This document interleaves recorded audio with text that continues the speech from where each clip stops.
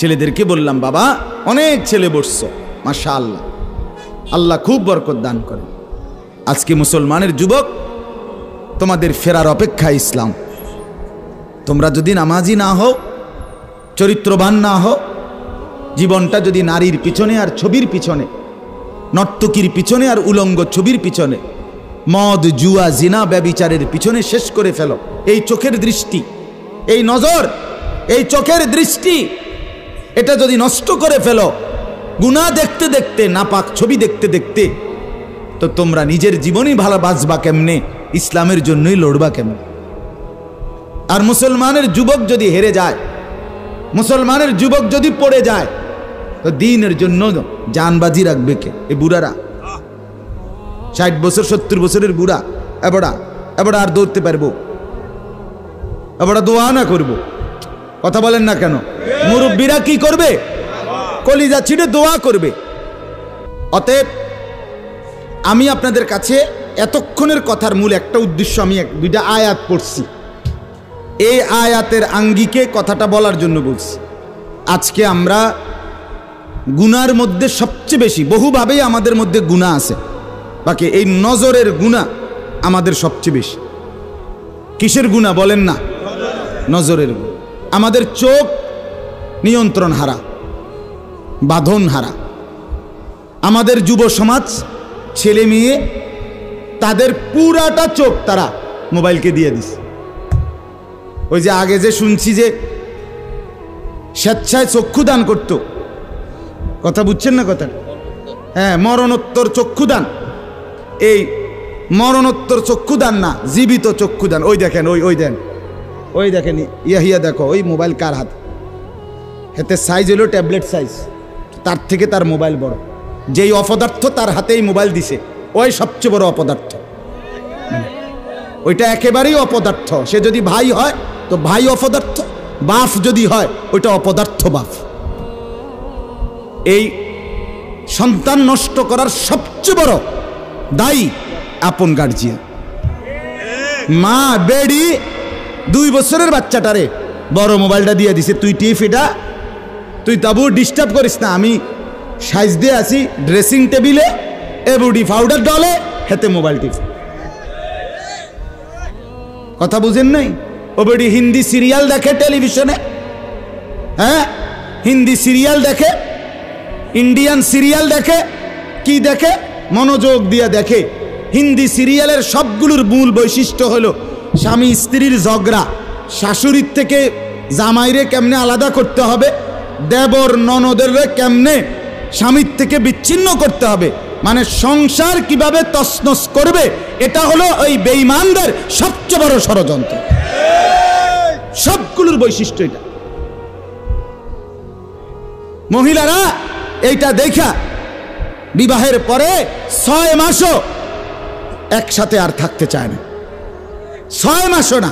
বেডির সিদ্ধান্ত, মরিয়ার বাসি তে বেড়ারে তার বাপ মার থেকে আলাদা করুন। জীবনের সাধনা এটা। হায় হায়, লানত, অভিশাপ ওই নারীর প্রতি, যে নারী তুমি বেটি তোমার একটু সুখের জন্য স্বামী বেচারাকে আলগা করে লাইলা। তুমি তো কিছুক্ষণের সুখ হয়তো পাইবা, কিন্তু এই স্বামী মা বাবার নাফরমানির কারণে এই ছেলেটা তারে তো চিরদিনের জন্য জাহান্নামী বানাই দিল। মা বাপ যদি কষ্ট পায়, আহাজারি করে, মা বাপের কলিজার মধ্যে যদি ব্যথা লাগে, তো এই সন্তান জাহান্নামী হবে না? বলে। এজন্য আমরা প্রত্যেকেই এই কথাটা বলতেছিলাম, আজকে আমাদের সবচেয়ে বড় গুনাহ আমাদের ছেলেদের, আমাদের মেয়েদের, আমাদের নারীদের, আমাদের পুরুষদের, আমাদের জওয়ান, আমাদের বুড়া, আমাদের যুবতী, আমাদের বৃদ্ধা, সবার একটাই বড় রোগ। আমরা চোখ অনিয়ন্ত্রিত। বুড়া মানুষও টেলিভিশন চায়, বুড়া চাচা বাঁকা হয়ে গেছে, কাশে বেরামে ধরে গেছে, কিন্তু এবার টেলিভিশন সাউন্ড, বেডির সাউন্ড, চা দোকানে নাচ গান দেখার অভ্যাস ছোটে নাই। এমন অভ্যাস আছে কিনা বলেন না? যার নাই হেবড়ার রাগ না হইলেই ভালো। আর যে বেটা রাগ হইলে আপনার অভ্যাস থাকলে আপনার রাগ হইলেই কি আর আসলেই কি।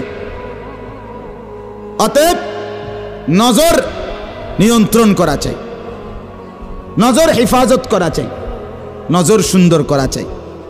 অতএব আমার বাপ, আমি আপনাদের কাছে কোরআনুল কারীমের এই দুইটা আয়াতের তরজমা শুনাইতে চাই। এটা পুরুষদের জন্য, নারীদের জন্য, উভয়টা। একজন মুসলিম পুরুষ, তার ব্যাপারেও আল্লাহর হুকুম, একজন মুসলিম নারী, তার ব্যাপারেও আল্লাহর হুকুম। উভয়কে আল্লাহ তাআলা বলছে চরিত্রের হেফাজতের জন্য সবচেয়ে প্রথম শর্ত, 1 নাম্বার দৃষ্টি হেফাজত। কোনো মানুষের চরিত্র সুন্দর কিনা এটার প্রমাণ তার নজর ঠিক কিনা। আপনি ওই কথা শুদ্ধ কয়, ফ্যান ফিনছে, শার্ট গাও দিছে, স্প্রে লাগাইছে, কথাবার্তা এমনি কুমাইয়া কয় জি জি জি আঙ্কেল কেমন আছেন, ভালো আছেন, এ আর মাশাআল্লাহ দেখছুনিও ভদ্র ভদ্র বাইয়া পড়তে আছে একবারে বড়।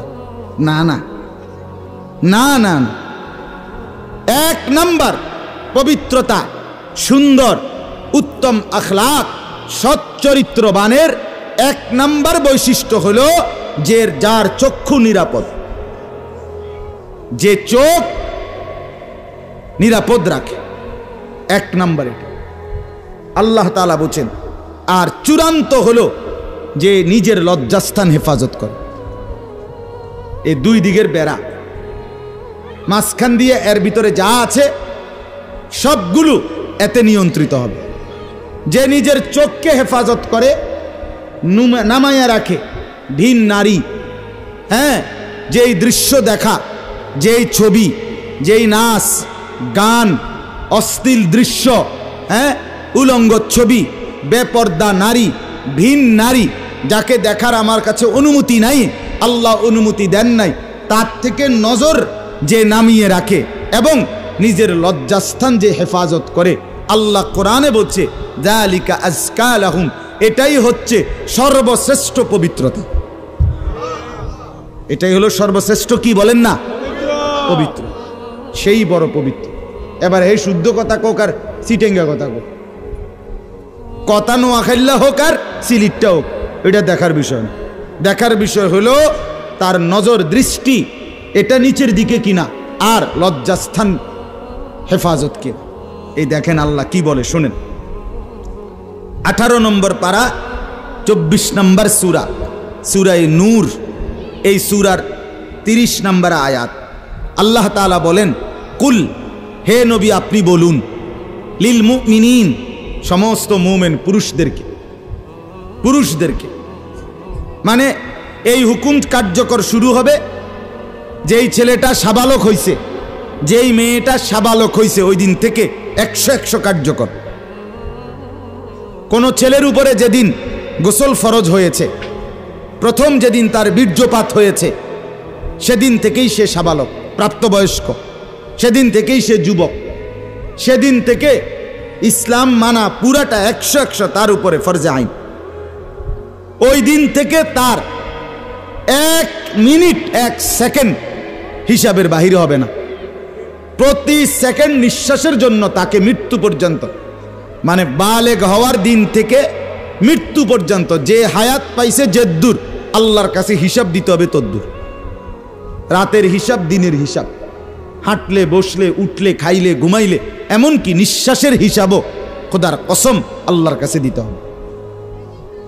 কোন মেয়ে যেদিন তার প্রথম মাসিক শুরু হয়েছে 13-14 বছর বয়সে, সেদিন থেকে সে প্রাপ্তবয়স্কা, সাবালিকা, সে যুবতী।